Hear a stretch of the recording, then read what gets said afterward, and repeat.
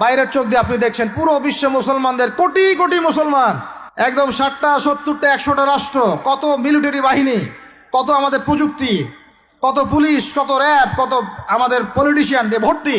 আদতে ভিতরের চোখ দিয়ে দেখলে আপনি দেখবেন পুরো বিশ্বের এই লক্ষ কোটি মুসলমান আজকে জাতিসংঘের হাতে বন্দী হয়ে গেছে। ও যদি বলে ডানে যাও, মুসলমানরা ডানে যায়, যদি বলে বামে যাও, মুসলমানরা বামে যায়, কিছুই করার নাই। এটা ভিতরের চোখ দিয়ে আমরা দেখছি, ভিতরের চোখ দিয়ে। এটাকে ফর্ম করা হয়েছে দ্বিতীয় বিশ্বযুদ্ধের পরে 1945 সালের দিক থেকে।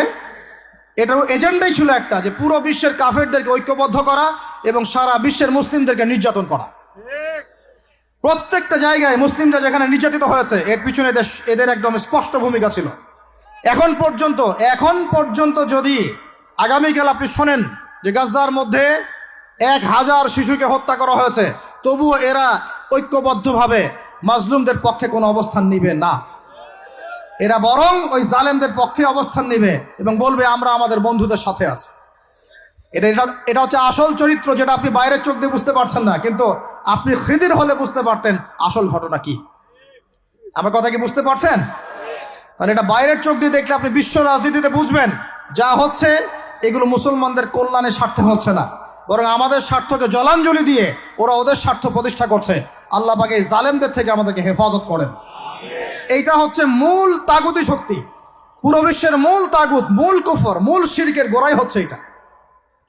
বিশ্বাস করেন ইমামুল মাহদী যখন আসবেন এবং ঈসা ইবনে মারইয়াম যখন আসবেন, ইনশাআল্লাহু তাআলা এই গোড়ার তাগুতি শক্তির কোনো অস্তিত্ব এই পৃথিবীতে থাকবে না ইনশাআল্লাহ। আমরা এটাও জানি 80টা পতাকা একত্রিত হবে। কতটা? 80টা পতাকা একত্রিত হয়ে মুসলমানদের বিরুদ্ধে তারা যুদ্ধ করবে। ইতিহাসের ছাত্র কেউ থাকলে আমার সামনে দাঁড়ায় বলেন তো, যে এই পুরো বিশ্বের ইতিহাসে কোনোদিনও 80টা ফ্ল্যাগ একত্রিত হয়ে মুসলমানদের বিরুদ্ধে লড়েছে? হয়েছে এই ঘটনা কখনো? তার মানে হয় বর্তমানে হবে অথবা ভবিষ্যতে হবে। আর আপনাকে যদি জিজ্ঞাসা করি এটা কাদের দ্বারা সম্ভব, পুরো বিশ্বের 80টা ফ্ল্যাগকে একত্রিত করা কাদের দ্বারা সম্ভব? আপনার বিচক্ষণতা থাকলে, খিদির যদি আপনি হয়ে থাকেন, আপনি বুঝতে পারবেন কাদের দ্বারা সম্ভব। এখন এটা হলো জিওপলিটিক্যাল অবস্থা। তবে ওইখানে যে ওদের মধ্যে সবাই এক তা নয়, ওদের মধ্যেও দুটো ভাগ আছে। এক শ্রেণীর নাসারা আছে যারা মুসলমানদের কাছাকাছি থাকবে, যারা দেখবেন মুসলমানদের পক্ষে অবস্থান নেবে। আর এক শ্রেণীর নাসারা থাকবে যারা মুসলমানদের সরাসরি শত্রুতা করবে। এই বিষয়ে আল্লাহ পাক সূরা মাইদার মধ্যে স্পষ্ট বলেছেন, ইয়া আইয়ুহাল্লাযীনা আমানু, হে মুমিনগণ, লা তাত্তাখিযুল ইয়াহুদা ওয়ান নাসারা আউলিয়া, তোমরা ইহুদি এবং নাসারাদেরকে বন্ধুরূপে গ্রহণ করো না। কে বলেছেন? কে বলেছেন? এখন আপনি কি আল্লাহর দিকে তেরে আসবেন? আপনি কি আল্লাহর সামনে আল্লাহর দিকে তেরে আসবেন? হ্যাঁ, আপনি কেন এই কথা বললেন, আপনি কেন অসাম্প্রদায়িক কথা বললেন, এমন কথা বলবেন? আল্লাহ বলছেন সূরা মাইদা আয়াত নাম্বার 51-তে, কত নাম্বার? আল্লাহ বলছেন, ইয়া আইয়ুহাল্লাযীনা আমানু, হে মুমিনগণ, তোমরা যদি মুমিন হয়ে থাকো, লা তাত্তাখিযুল ইয়াহুদা ওয়ান নাসারা আউলিয়া, ইহুদি এবং নাসারাদেরকে বন্ধুরূপে গ্রহণ করো না। এখন কি আল্লাহ পাক সব ইহুদিকেই বলছেন, সব ইহুদি সব নাসারাকেই বলছেন, সব খ্রিস্টানকে বলছেন?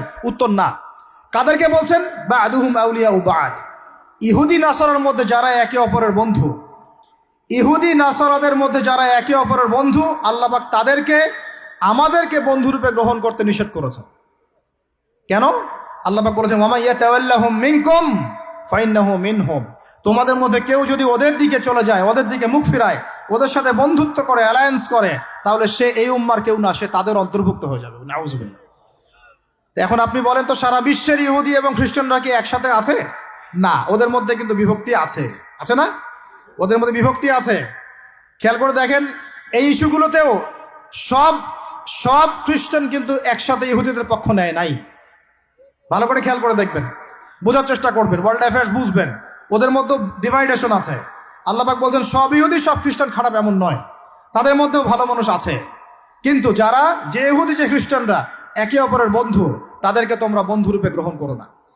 তাহলে আমাকে বলেন তো, স্ট্রেট ফরওয়ার্ড বলি, যে যারা প্যালেস্টাইনে জুলুম করছে, যে জারজ রাষ্ট্র, তাদের বন্ধু কোন খ্রিস্টানরা? কোন দিকের, কোন পৃথিবীর কোন দিকের, কোন সভ্যতার খ্রিস্টান রাষ্ট্রগুলো ওকে মদদ দিয়েছে? বলেন তো দেখি। সর্বপ্রথম ওকে বড় করেছে ব্রিটেন। কে বড় করেছে? এবং এই পশ্চিমা সভ্যতা, ওর সাথে আরো অনেকগুলো কান্ট্রি আছে।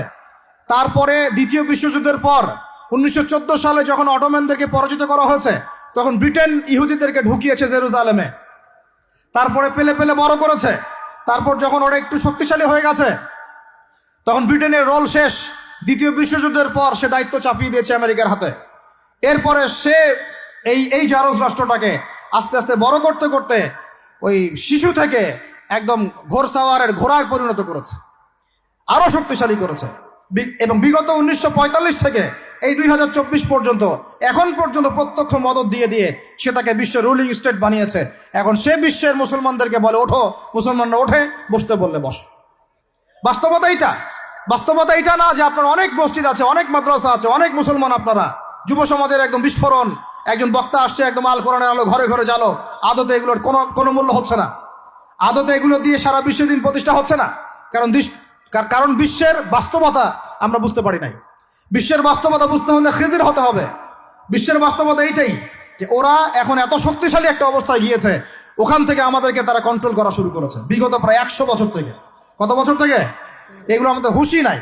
আমরা মনে করি মাশাআল্লাহ আমি 5 ওয়াক্ত নামাজ পড়ি, কাম খালাস, আমি যাকাত দিয়েছি, কাম খালাস, আমি একদম পর্দা করি, মাশাআল্লাহ সব কাম খালাস, আমি একটা মসজিদ করেছি, বাস কাম খালাস, আমি মাশাআল্লাহ একটা মাদ্রাসা চালাই, বাস দিন কায়েম হয়ে গেছে। No, not at all. Question কালেও না। যতদিন পর্যন্ত মুসলমানরা আবার সেই ওমর ইবনুল খাত্তাবের শাসন কায়েম করতে পারে নাই, এই বিশ্বে মুসলমানরা স্বাধীন নয়। আমরা এখনো স্বাধীনতা অর্জন করতে পারি নাই। আমরা সেদিন স্বাধীনতা অর্জন করতে পারবো যেই দিন বাইতুল মুকাদ্দাস আমাদের হাতে হবে ইনশাআল্লাহ। ওই দিন আমরা 10 গুণ মূল্য আদায় করবো ইনশাআল্লাহ। এই যে আমাদের এক একটা ভাই, এক একটা বোন, এক একটা আমাদের শিশু, এদের এক একটা রক্তের, মাজলুমদের রক্তে 10 গুণ চড়া মূল্য আদায় করবো ইনশাআল্লাহ। আল্লাহ নবী সেটা বলেছেন যে ইহুদিদের বিপক্ষে কথা বলবে পাথর এবং গাছ পর্যন্ত, হাত্তা ইয়াকুলুশ শাজার ওয়াল হাজার, এমনকি গাছ এবং পাথর কথা বলা শুরু করবে। ইয়া মুসলিম, হে মুসলিম সৈন্য, ইন্না ওয়ারাইল ইয়াহুদ, আমার পিছনে ইহুদি সৈন্য দাঁড়িয়ে আছে, তাল ফাকতুলহু, আসো একে হত্যা করে যাও। এই দৃশ্য দেখার জন্য এখনো এই সভ্যতা বাকি আছে ইনশাআল্লাহ। ইনশাআল্লাহ আমরা 10 গুণ চড়া মূল্য আদায় করবো ইনশাআল্লাহ। আমাদের মাজলুম ভাইদেরকে হত্যা করা হয়েছে, আমাদের বাচ্চাদেরকে বোম মেরে হত্যা করা হয়েছে, আমাদের বোনদেরকে দিনের পর দিন ধর্ষণ করা হয়েছে। বিগত 100 বছর হয়ে গেল। আর আশপাশে অনেক মুনাফিক বসে আছে, এরা টু শব্দ পর্যন্ত করতে পারে না। ধিক তোমাদের রাজতন্ত্রের উপরে, তোমাদের ক্ষমতার উপরে ধিক্কার জানাই আমরা। যেই ক্ষমতা নিয়ে তোমরা ইহুদিদের বিরুদ্ধে দাঁড়াতে পারো না, এই ক্ষমতার উপর আমরা ধিক্কার জানাই। ওর চেয়ে ওই মাজলুম ভাইরা অনেক ভালো, যারা ওই গুটি কয়েক লাঠিসোঁটা নিয়ে এদের প্রতিবাদ করেছে। ইনশাআল্লাহ এই প্রতিবাদ কিয়ামত পর্যন্ত থাকবে ইনশাআল্লাহ। আর আমাদের সরকার যদি আমাদেরকে সুযোগ করে দেয়, ইনশাআল্লাহ আমরা সেখানে শরীক হব ইনশাআল্লাহ। আমরা তো আর বিচ্ছিন্নভাবে শরীক হতে পারবো না। আমরা একটা জাতি গঠন করব। আমরা তো রাষ্ট্রের বাইরে না, আমরা সরকারের বাইরে না, আমরা বিদ্রোহী না, আমরা সরকারের বিরুদ্ধে কোনো অবস্থান নেই না। আমরা দাবি জানাবো যদি আমাদের প্রত্যেক সদস্যকে, মানে আমাদের এই যে আমাদের দেশের যারা প্রশাসনে আছেন, আমজনতার মধ্যে আছেন, যাদের মধ্যে জিহাদের জাজবা আছে, যারা ইহুদিদের সাথে জিহাদ করতে চায়, এই মানুষগুলোকে আপনারা প্রশিক্ষিত করেন, করে গাজায় পাঠান ইনশাআল্লাহ।